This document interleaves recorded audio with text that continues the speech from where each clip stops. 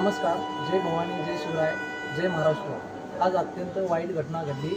आपल्या छत्रपती शिवाजी महाराजांच्या महाराष्ट्र राज्याला व शेतकऱ्यांचा हा हृदयाचा विषय आहे की बैलगाडा शर्यत क्षेत्र महाराष्ट्र राज्याच्या 400 वर्षाच्या बैलगाडा शर्यत क्षेत्रातील आजपर्यंतचा सर्वात टॉपचा बैल, ज्याला महाराष्ट्र जीवन गौरव पुरस्कार प्राप्त झाला.